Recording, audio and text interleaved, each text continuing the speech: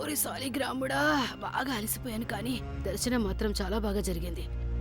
నేను దేవుణ్ణి మాత్రం ప్రార్థిస్తూనే ఉన్నాను. ఓరి భగవంతుడా, చిన్నాకంతా మంచి జరిగేలా చూడమని. ఒకవేళ తన కోపం తగ్గిపోయి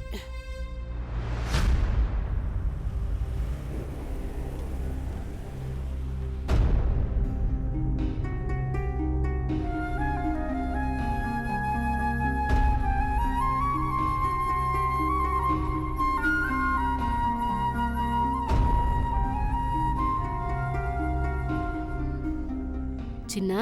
అమ్మా, మీరు లోపలికి వెళ్ళండి, నేను మాట్లాడతాను.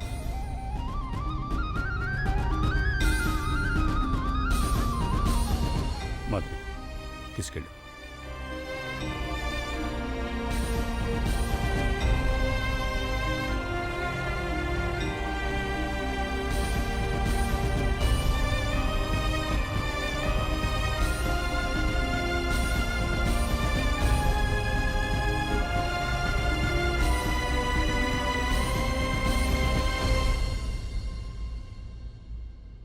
సాగర్, కూర్చో కూర్చో. అదేంటి నాన్న, ఆ దెబ్బేంటి ఇలా తగిలింది? ఇదా, మరేం పర్వాలేదు, జారిపడ్డానంతే. మీరెప్పుడొచ్చారు? ఇప్పుడే.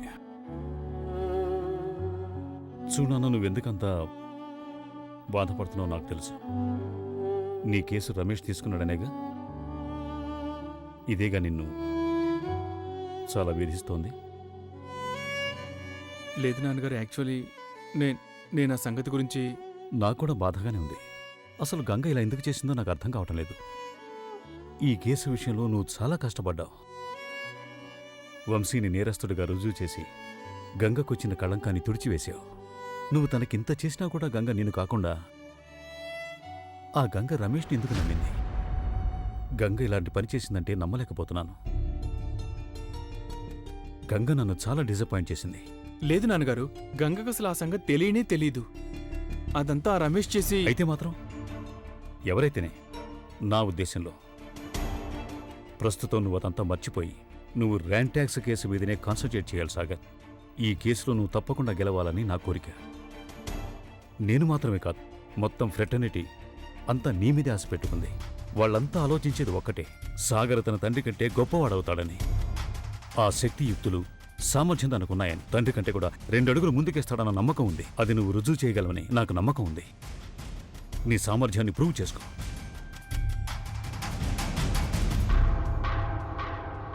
అంటే నా గెలుపు మీకు అంత ముఖ్యం అన్నమాట. మీ ప్రెస్టీజ్కి అంత ఇంపార్టెంట్ అది? ఈ గెలుపు నాదో నీదో కాదు సాగర్, న్యాయం సాధించే విజయం. లాయర్ కర్తవ్యం ఏమిటి?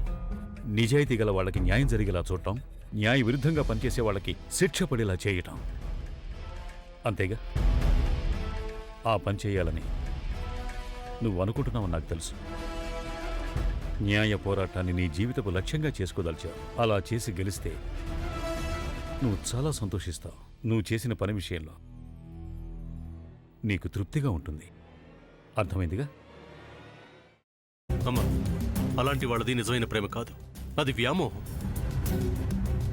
ఎగ్జాక్ట్లీ చిన్నత్త, నిజంగా ప్రేమించుకున్న వాళ్ళు అలా చేయరు.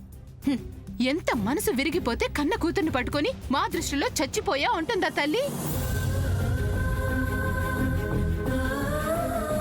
అది సరే అమ్మా, తన కూతురుతో తన మాట అనేటప్పుడు ఆమె మాటల్లో వ్యథ, కళ్ళల్లో బాధ గమనించావమ్మా? పెద్దబాబుకు బర్త్డే విషెస్ చెప్పు కూడా వెళ్ళాం కదా. ఊరికే ఎలా కాలిపోతుంది? మంట పెడితేనో పడితేనో తగలబడుతుంది.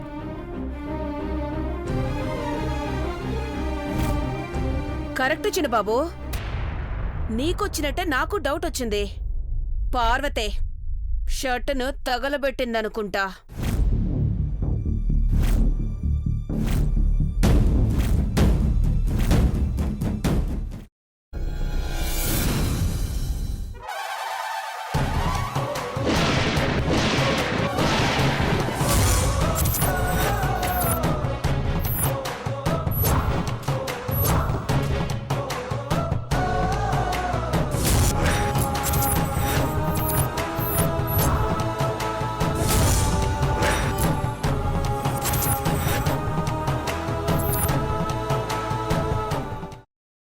తీసుకున్న తర్వాత పొట్టు తీసేసి చాప్ చేసి పక్కన పెట్టుకోవాలి.